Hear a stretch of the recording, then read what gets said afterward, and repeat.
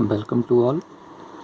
Next topic है theorem एक show that a necessary and sufficient condition that a curve to be a straight line is that k is 0, k means kappa is 0 at all points। तो इस theorem में दो part है, necessary और sufficient condition ये लिखे हैं। ये फर्स्ट पार्ट में गिवन क्या होगा, फर्स्ट पार्ट में कर्व स्ट्रेट लाइन गिवन है और प्रूव क्या करेंगे कि के की वैल्यू क्या 0 होगी सारे पॉइंट्स पर। ये सारे पॉइंट कहाँ कंसिडर करेंगे, कहाँ लाई करेंगे, ये आपको बताएंगे पॉइंट्स कहाँ लाई करेंगे। और सेकंड पार्ट में सफिशेंट कंडीशन, तो इससे रिवर्स हो जाएगा रिजल्ट। ये सेकंड पार्ट में ये गिवन होगा, लिखा सेकंड पार्ट में ये गिवन होगा और ये प्रूव करेंगे कि इज़ 0 एट ऑल पॉइंट्स। और प्रूव क्या करेंगे कि कर्व कैसे होगी, स्ट्रेट लाइन होगी। तो वन बाय वन प्रूव करेंगे। सबसे पहले मैंने लिखा यहाँ पर नेसेसरी कंडीशन लिखी है, necessary part, this is the necessary part. तो नेसेसरी पार्ट में गिवन कर्व स्ट्रेट लाइन है। Suppose if curve be a straight line, तो क्या फाइंड करना, के is 0 at all the points. तो टॉपिक स्टार्ट करने से पहले, नेसेसरी कंडीशन स्टार्ट करने से पहले मैं एक दो पॉइंट बताऊंगा। इसमें पॉइंट क्या, इससे प्रीवियस लेक्चर में सेरेट फ्रेनेट फार्मूला पढ़ा। सेरेट फ्रेनेट फार्मूले में फर्स्ट फार्मूला क्या था, फर्स्ट फार्मूला था D T over D S, इसे टी डैश भी से भी रिप्रेजेंट करते हैं और वैल्यू क्या के एन फाइंड किया था पीछे फार्मूला ये प्रीवियस लेक्चर में। और टी आपको पता टी क्या है, this T V a unit vector, T means unit vector vector along a tangent, along a tangent, tangent tangent line भी बोल सकते हैं इसे आप।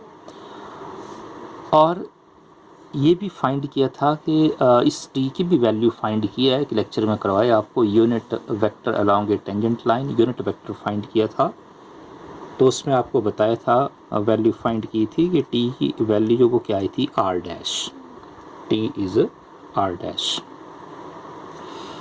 तो दो रिजल्ट आए यहाँ पर। फर्स्ट मैंने लिखा कि टी डैश की वैल्यू क्या के एन है, और यहाँ एक और रिजल्ट लिखा कि टी को क्या बोलते हैं, यूनिट वेक्टर बोलते हैं, अलोंग अ टेंजेंट होता है ये, और इस यूनिट वेक्टर की वैल्यू क्या होती है, आर डैश। अगर आप इस यूनिट वेक्टर का डेरिवेटिव फाइंड करोगे तो क्या आएगा, derivative with respect to s c find करेंगे बिकॉज ऑफ हेयर। तो डेरिवेटिव फाइंड करेंगे विद रिस्पेक्ट टू एस, तो क्या आएगा, तो टी को रिप्रेजेंट कैसे करेंगे, टी डैश, क्योंकि जब आप derivative with respect to s find करेंगे तो रिप्रेजेंट कैसे करेंगे आप, यूनिट वेक्टर या डिपेंडेंट वेरिएबल को कैसे रिप्रेजेंट करेंगे, उसे डैश, डैश नोटेशन अप्लाई करनी है, टी डैश। और आर डैश को दोबारा डिफ्रेंशिएट किया तो क्या लिखेंगे, इसे आर डबल डैश, इम्पॉर्टेंट। तो दो रिजल्ट है हमारे पास, बिकॉज टी डैश इज़ के एन, टी डैश की वैल्यू क्या के एन है, और टी डैश क्या आया, टी डैश की एक और वैल्यू क्या आई, आर डबल डैश। तो दो टी डैश की ये दो वैल्यू आई, when we combine these two तो क्या रिजल्ट आएगा, या ऐसे बोल सकते हैं टी डैश की वैल्यू को फर्स्ट में अप्लाई कर दो, सेकंड में अप्लाई कर दो, तो क्या रिजल्ट आएगा यहाँ से कि आर डबल डैश की वैल्यू क्या आएगी, के एन। तो इम्पॉर्टेंट रिजल्ट है, अप्लाई करेंगे इस थ्योरम में। सबसे पहले नेसेसरी कंडीशन फर्स्ट पार्ट में गिवन है, कर्व स्ट्रेट लाइन है और प्रूव करना कि कप्पा की वैल्यू, कर्वेचर की वैल्यू 0 होगी एट ऑल पॉइंट। ये सारे पॉइंट कहाँ लाई करेंगे, कर्व के ऊपर लाई करेंगे। तो ये पॉइंट बताते हैं आपको आगे। सबसे पहले गिवन क्या, कर्व क्या, स्ट्रेट लाइन। तो सपोज करते हैं, कंसिडर करते हैं कि let the curve be a straight line, let the curve be a straight line. Curve कैसी है, स्ट्रेट लाइन है। तो इसमें बताया कि अगर कर्व स्ट्रेट लाइन है तो स्ट्रेट लाइन, ये भी आपको प्रीवियस लेक्चर में बताया कि स्ट्रेट लाइन को आप फाइंड कर सकते हैं। फाइंड करके आपको बताया इन वेक्टर फॉर्म आप स्ट्रेट लाइन फाइंड कर सकते हैं। कैसे फाइंड किया था ये आपको ऑलरेडी बता दिया, तो मैं यहाँ फार्मूला लिख रहा हूँ कि we know equation of straight line in vector form, equation of straight line in vector form. और क्या थी representation, r is equal to vector r is equal to a vector a plus lambda into vector b. This is the representation of equation of straight line in vector form in which this vector a, ये आपको बताया ये vector a क्या, this is the position vector of a given point, जो आपको given point दिया होगा उस given point का position vector a vector a is called the position vector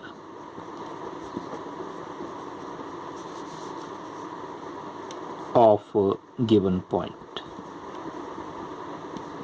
और वेक्टर बी इस ये क्या, this is a parallel vector, किसके पैरेलल, तो जो गिवन लाइन होगी उस गिवन लाइन के पैरेलल वेक्टर को किससे रिप्रेजेंट करते हैं, बी से रिप्रेजेंट करते हैं। तो बी कैसा वेक्टर है, ये parallel vector, b is parallel vector with respect to a given line, with respect to a line. और लैम्डा ये भी, ये तो सिंपल ये पता आपको लैम्डा क्या, लैम्डा को क्या बोलते हैं, स्केलर बोलते हैं, scalar quantity. R means this is the representation of equation and this R is also called a position vector, position vector। इस इक्वेशन ऑफ स्ट्रेट लाइन को आप ऐसे भी ये वेक्टर फॉर्म में लिखा है, वेक्टर साइन अप्लाई किया, आप डायरेक्ट भी लिख सकते हैं जैसे पहले भी बताया, R is equal to A plus lambda b. और इसे ऐसे भी लिखा जा सकता है, यहाँ आप लैम्डा को, यहाँ इसमें मैं लैम्डा को S से रिप्लेस कर रहा हूँ, लैम्डा स्केलर है, R is equal to A plus S into b in which S is same, lambda क्या स्केलर, तो S भी क्या ये स्केलर क्वांटिटी है। तो इसे मैं नंबर 1 लिख रहा हूँ।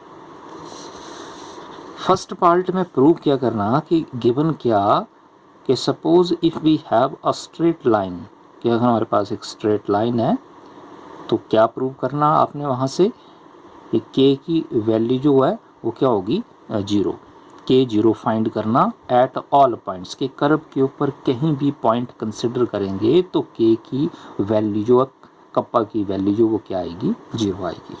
तो ये कैसे फाइंड करेंगे, तो सिंपल ये सिंपल थ्योरम है ये। नेक्स्ट स्टेप में क्या करेंगे आप, इस इक्वेशन जो आई, इस इक्वेशन को डिफरेंशिएट करेंगे with respect to s, with respect to s. Differentiating यहाँ से पता लग रहा आपको, यहाँ से पॉइंट, ये जो पॉइंट बताए यहाँ से क्लियर हो रहा पॉइंट, कि डेरिवेटिव जो विद रिस्पेक्ट टू एस से अप्लाई करना, differentiating 1 with respect to s भी गेट। तो डेरिवेटिव फाइंड करते हैं विद रिस्पेक्ट टू एस, तो क्या आएगा डी आर, ये ध्यान रखना ये वेक्टर में सारे वेक्टर हैं, वेक्टर है, vector r, vector a, vector b, vector a और वेक्टर बी बता दिए। वेक्टर ए क्या, this is the position vector, this is the position vector of a given point, और बी को क्या बोलते हैं, this is a parallel vector with respect to a line, और लैम्डा क्या बोलते हैं स्केलर। और वेक्टर ए और वेक्टर बी जो ये कैसे वेक्टर हैं, ये कांस्टेंट वेक्टर हैं, ये भी आपको पॉइंट बताया गया। चलो यहाँ पॉइंट लिखता हूँ मैं, A comma V are called constant vector, constant vector. तो डेरिवेटिव फाइंड करते हैं, D are over D S, this is equal to A का, बिकॉज ए ये कांस्टेंट है, ए का डेरिवेटिव, ए कांस्टेंट है तो कांस्टेंट टर्म का derivative with respect to s 0 plus with respect to s derivative find कर रहे हैं तो क्या आएगा 1 इंटू बी, बी तो कांस्टेंट है तो ये आएगा 1 इंटू बी मीन्स बी आएगा। This implies d are over D s is equal to b. जब आप derivative with respect to s apply करते हैं तो कौन सी नोटेशन यूज़ करते हैं, डैश। तो D are over D S को आप कैसे डिफाइन कर सकते हैं, आगे रिप्रेजेंट कैसे करेंगे, आर का derivative with respect to s कैसे लिखेंगे, r dash this is equal to b. और ये हमें पता है, क्या पता हमें कि यूनिट टेंजेंट वेक्टर जो वो किसके बराबर होता है, आर डैश। ये आपको प्रीवियस लेक्चर में बताया आपको और अभी भी बताया। मीन्स टी की वैल्यू क्या, आर डैश के बराबर, मीन्स आर डैश क्या, टी है। दिस इम्प्लाइज, तो मैं वैल्यू अप्लाई कर रहा हूँ आर डैश टी के बराबर, t is equal to b. Find क्या करना आपने, तो ये पता आपको फर्स्ट पार्ट में, नेसेसरी पार्ट में बता दिया आपको क्या फाइंड करना, कि के की वैल्यू क्या फाइंड करनी, प्रूव करनी है 0। तो कैसे प्रूव करेंगे। अब नेक्स्ट स्टेप में क्या करोगे, आप इसे दोबारा डिफ्रेंशिएट करोगे विद रिस्पेक्ट टू एस। तो ये मैं लिख रहा हूँ दोबारा, differentiating with respect to s भी गेट, क्योंकि चेंज नहीं करना है इसमें, इंडिपेंडेंट वेरिएबल चेंज नहीं करना। जो आपको स्टार्टिंग में बताया कि derivative with respect to s find करना, तो आपने यहाँ एस ही अप्लाई करना, क्योंकि चेंज करोगे तो रिजल्ट ऑटोमेटिकली गलती आएगा। दिस इम्प्लाइज, तो डेरिवेटिव फाइंड कर रहे हैं D T over D S, और बी क्या कांस्टेंट है, तो क्या 0, बिकॉज बी क्या बता दिया आपको, बी क्या कांस्टेंट वेक्टर है ये, तो डेरिवेटिव 0 आएगा। और जब आप derivative with respect to s, तो ये तो पता ही है ऑलरेडी आपको, टी का derivative with respect to s को आप शॉर्ट फॉर्म में कैसे लिखेंगे, t dash is equal to 0। तो क्या फाइंड किया, टी डैश की वैल्यू क्या है, ये लिख रहा हूँ मैं यहाँ पर आगे। Next t dash is 0, t dash is equal to 0। Find क्या करना, ये तो आपको पॉइंट बता दिया कि क्या प्रूव करना आपने नेसेसरी पार्ट में, के की वैल्यू क्या फाइंड करनी है, 0 at all points on A given curve, T dash is 0। तो ये कैसे प्रूव करेंगे, तो नेक्स्ट स्टेप में क्या करोगे, आप फार्मूला अप्लाई करेंगे। कौन सा formula, by using Serret Frenet formula, by using Serret Frenet formula. क्योंकि जब तक आपको जो वो प्रीवियस लेक्चर जो आपको इससे पहले टॉपिक करवाए हैं वो आपको टॉपिक आने चाहिए, बेसिक कंसेप्ट क्लियर होना चाहिए, तभी आ गया ये समझ आएगा पॉइंट। बाय यूजिंग, सिंपल है, बाय यूजिंग सेरेट-फ्रेनेट फार्मूला। और सेरेट-फ्रेनेट फार्मूले में जो फर्स्ट फार्मूला वो ऑलरेडी बताया आपको, क्या formula, D T over D S, ये से टी डैश लिखते हैं, क्या वैल्यू, के एन, टी डैश की वैल्यू क्या, के एन, ये पता आपको, अभी बताया भी है इसी थ्योरम में।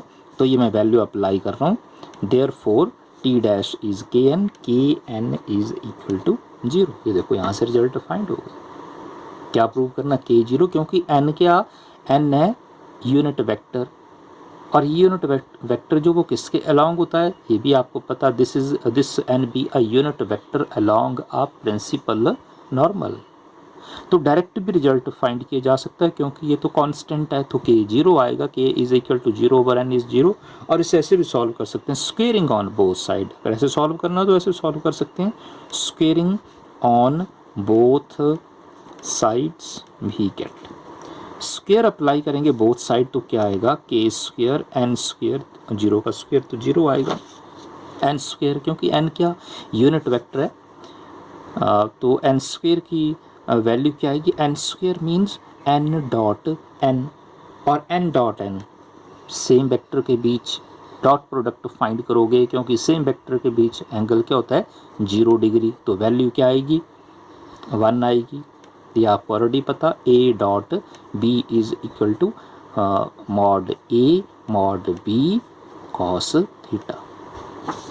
जब वेक्टर सेम होंगे तो उनके बीच एंगल क्या होता है, 0 degree, mod A cos theta, theta क्या होगा 0 डिग्री, तो क्या आएगा मॉड ए कॉस 0 1।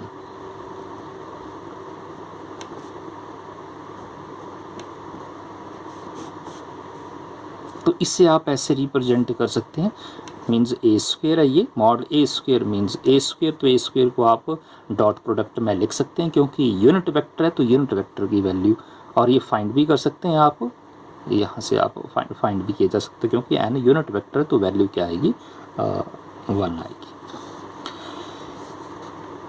तो 1 है, N square means N square की वैल्यू 1 आई, तो क्या लिखेंगे आप, K square into 1 is 0, this implies K square is 0, और इसे सॉल्व करेंगे टेकिंग स्क्वेयर रूट, तो के क्या आएगा, 0. This completes the first part. This is the necessary condition और necessary part of this theorem.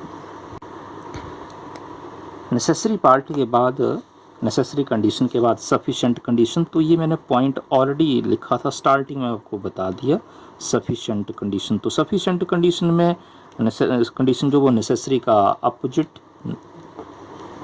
Necessary condition का रिवर्स होगा.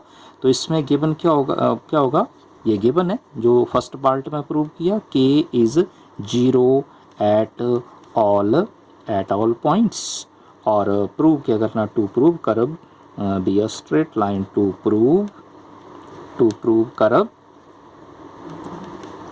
Curve be a straight line,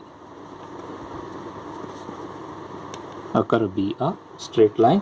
तो सेकंड पार्ट तो और भी इजी है, सिंपल है ये. सेकंड पार्ट में गिवन है के इज़ 0, कप्पा की वैल्यू 0 है, सिंस के इज़ 0, सिंस के इज़ 0 एट ऑल पॉइंट्स, और प्रूव क्या करना कि कर्व क्या प्रूव करना कि कर्व कैसी है, स्ट्रेट लाइन. तो स्ट्रेट लाइन की इक्वेशन तो आपको ऑलरेडी पता, फाइंड करनी है आपने. क्या बताइए आपको, r इज़ इक्वल टू, ये बताइए r is equal to a plus S into B, lambda into B. मैं लैम्डा को ऐसे रिप्लेस किया, r is equal to a plus S into B. This is the equation of a straight line in vector form. तो ये कैसे find करोगे, simple है. Because एक आपको पॉइंट बताया था स्टार्टिंग में, क्या पॉइंट बताया था, थ्योरम स्टार्ट करने से पहले देखो ये पॉइंट बताया था आपको, 2 पॉइंट बताए थे ये, और इनसे एक रिजल्ट फाइंड किया. क्या रिजल्ट आया था कि r डबल डैश जो किसके बराबर है, k इंटू एन के बराबर है. Because r double dash is k into N. तो ये अप्लाई करेंगे, रिजल्ट अप्लाई करेंगे कि r double dash K N के बराबर है, k क्या 0, कप्पा की वैल्यू 0 है, तो r डबल डैश क्या आएगा, 0. Therefore r double dash is 0. Simple देखो पॉइंट है ये, कप्पा की वैल्यू 0 है, और ये रिजल्ट आपको मैंने थ्योरम स्टार्ट करने से पहले बताया कि r डबल डैश जो किसके बराबर होता है, k इंटू एन. k 0 है, गिवन है, वैल्यू अप्लाई की तो r डबल डैश की वैल्यू क्या है, 0. और आगे तो सिंपल स्टेप है, इसे आप क्योंकि डबल डेरिवेटिव है, इसे आप 2 बार इंटीग्रेट करोगे तो automatically equation straight line find की जा सकती है इंटीग्रेटिंग. और ये r डबल डैश, ये तो आपको पता ही है, r double dash means d square r over D S square. Dash कब नोटेशन कब अप्लाई करते हैं डैश में, तो ये आपको पता है जब derivative with respect to s find करते हैं. तो ये ध्यान रखना है इसमें, इंटीग्रेटिंग भी गेट. तो इसे ऐसे भी लिखा जा सकता है, r डबल डैश तो आपको बता दिया, r double dash means 0 means D square r over D S square is 0. तो इसे ऐसे भी लिख सकते हैं आप, D D S of D R over D S is 0. और जब आप इसे इंटीग्रेट करोगे तो क्या वैल्यू आएगी, डी आर इंटीग्रेट करेंगे तो ये सॉल्व हो जाएगा, फर्स्ट जो ऑपरेटर है, तो क्या आएगा, D are over D S, this is equal to B. B means constant of integration, vector form में, ये ध्यान रखना. ये D are over D S को आप आर डैश भी लिख सकते हैं, तो चलो आपको पता ही है. अगेन इंटीग्रेट करेंगे इसे, अगेन इंटीग्रेटिंग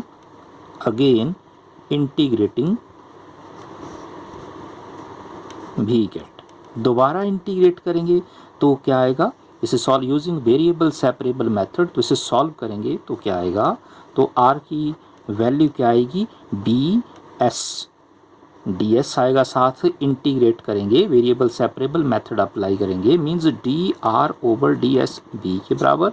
तो डी आर आएगा बी इंटू डी एस, और इंटीग्रेट करेंगे integral D R integral B with respect to D S. तो डी आर की इंटीग्रेशन आर, बी तो कांस्टेंट है, और डी एस की इंटीग्रेशन क्या आएगी, S plus A means constant of integration. और इसे ऐसे भी लिख सकते हैं आप, A is R is equal to A plus B S. In which A and B are, तो पता ही है आपको, A comma B are called arbitrary, क्योंकि एक से ज़्यादा तो इसे आर्बिट्रेरी बोलते हैं, arbitrary constant vectors. And this equation represents equation of a straight line, means given curve be a straight line, therefore this implies it represents a straight line. और यही ये सेकंड पार्ट में प्रूव करना था कि curve कैसी होनी चाहिए, स्ट्रेट लाइन शो करना था, ये शो हो गया। तो सिंपल थ्योरम है, इस थ्योरम में इजी है। फर्स्ट पार्ट में गिवन था कि कर्व स्ट्रेट लाइन है और फाइंड क्या करना था कि कप्पा की वैल्यू 0 फाइंड करनी है, कि कर्व के ऊपर आप जितने भी पॉइंट होंगे उन सारे पॉइंट्स पर के क्या आएगा, 0 आएगा। और सेकंड पार्ट में, सफिशेंट पार्ट में इसका रिवर्स होगा, ये कप्पा 0 होगा, तो क्या फाइंड करना कि कर्व कैसी होगी, स्ट्रेट लाइन है। तो ये सिंपल थ्योरम है, ईजी थ्योरम है, लेकिन ये तभी समझ आएगा जब आपको प्रीवियस लेक्चर जो करवाए हैं उसमें जो बेसिक कंसेप्ट बताए हैं वो क्लियर होने चाहिए। Thank you.